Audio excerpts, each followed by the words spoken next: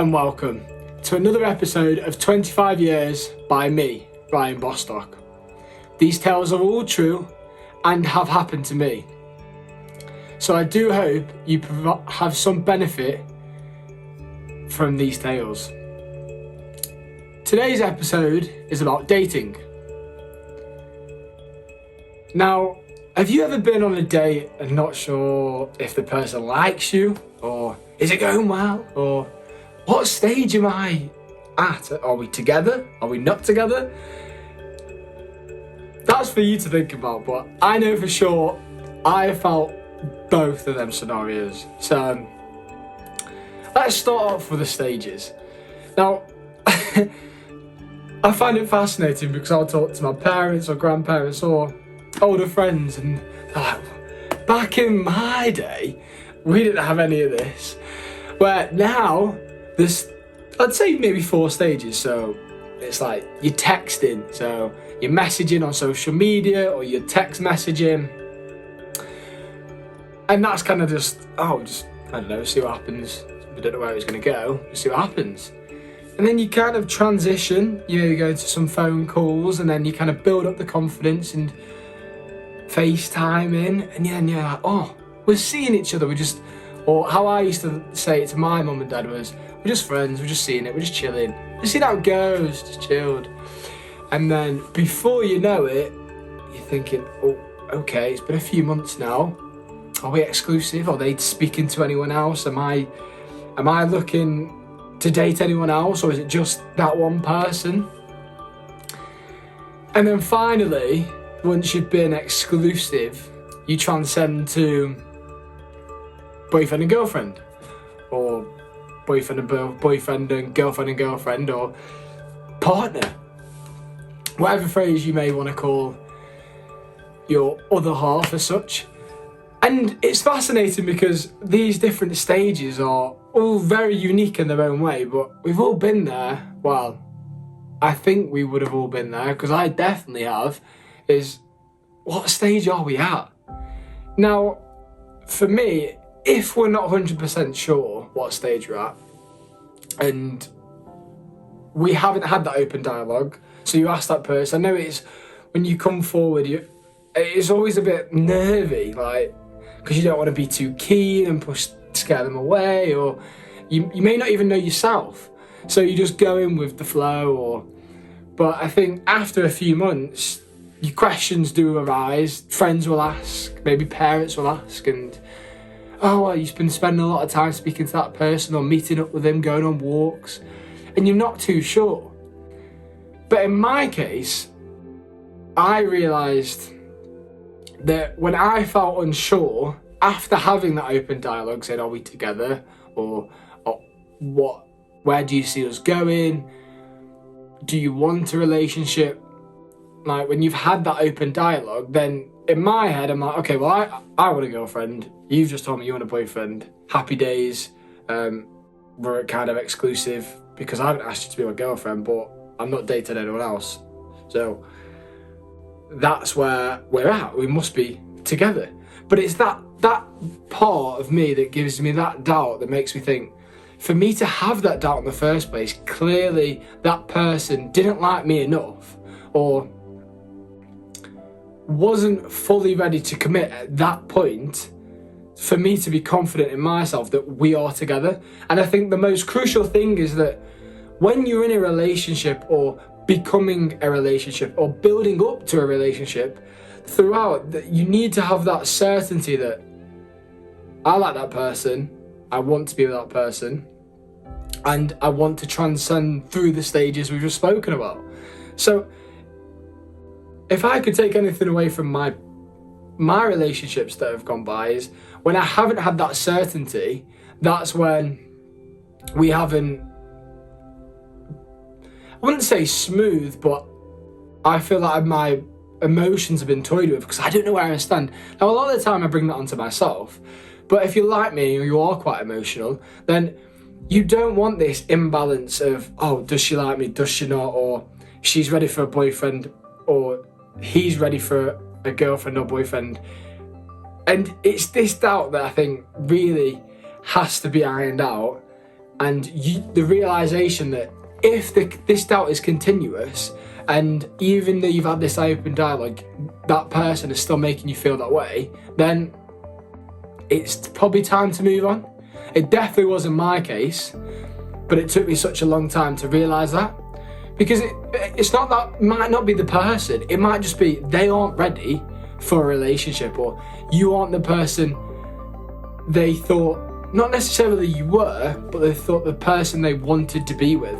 So don't take it to heart, don't take it personally, just think, maybe it's the right person, wrong time, as the cliche goes, but ultimately, it's just not a right fit for you. That piece of the jigsaw puzzle doesn't go in. So move on, find another piece, and it will work. But I do think one thing needs to be recognised, that if that open dialogue hasn't happened, the uncertainty is gonna be there. So I think make sure you have them conversations and just be open with one another without fear of rejection. Because if you go in with that mindset, then if that person isn't ready, happy days. You continue with your life, I'll continue with mine. I want you to be happy. Or on the flip side of that, then you can then think, all right, well, what do I want? Am I ready? Like, am I actually ready for a relationship? Do I want to have someone in my life at the moment, or am I still working on myself? Because that was one thing I recognised, that I was so happy that the last relationship I had ended, because it really made me look internally and understand what I hadn't dealt with. The death of my granddad, or exes and past relationships that I really hadn't come to terms with, friendships that had broken down and I just couldn't quite grasp, relationships current with my friends and family, my working life. So many caveats came from just actually understanding what I wanted. Then now I know now what I want in a woman and what I want in a relationship going forward, not just physically, but mentally and spiritually. So what do you want? What do you want in your partner? Maybe write it down, have a think what you want. And it doesn't have to be specifics, it can be quite vague, but I think understanding what you're looking for, you can then really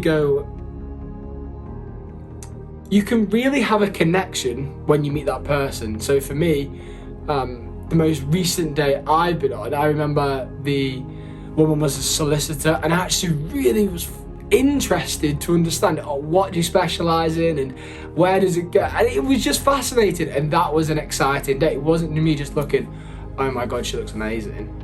We've connected, there was a mutual interest, and I just thought, yes, that could work. It didn't, but it was a really enjoyable date.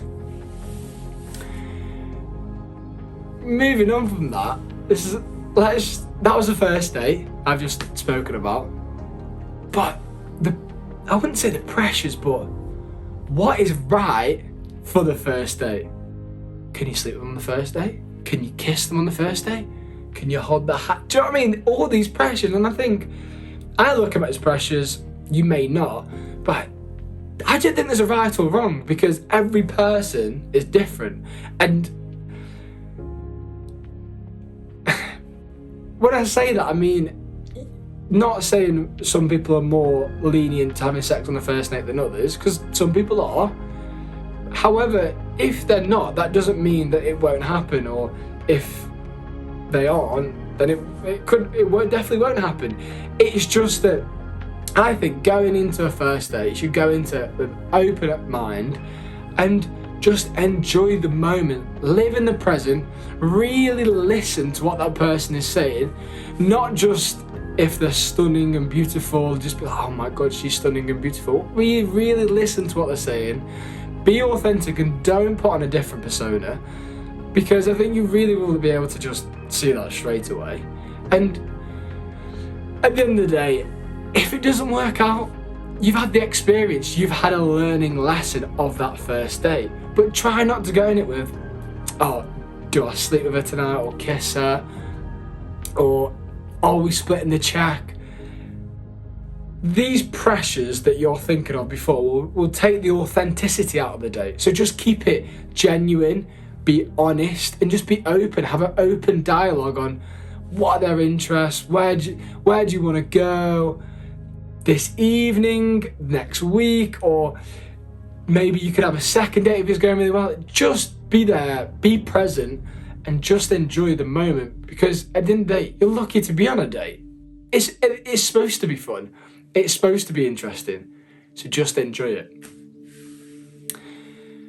But then, when do you meet the parents? Now that is just a moment that I've always gotten really well with parents. I like meeting the parents, as we say, but I've got a number of friends who really don't.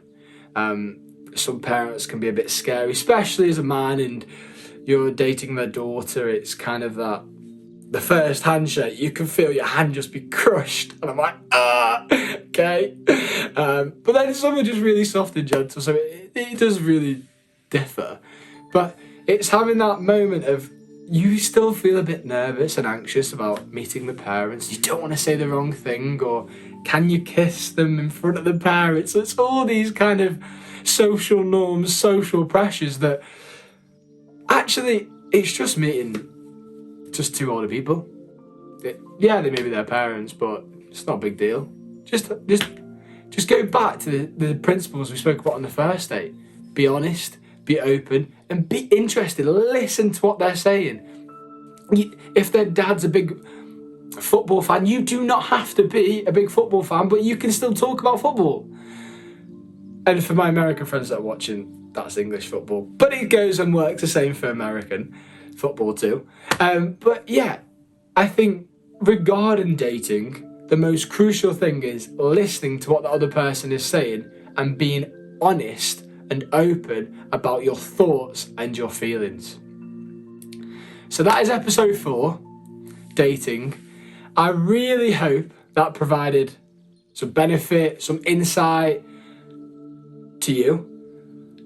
If it did, please let me know, because I'm really hoping these videos are giving you some benefit. And yeah, if there's anything you want me to speak about, any topic of conversation, let me know, or enjoy another 21 episodes of 25 years by me, Ryan Bostock. Thank you for listening, and thank you for watching.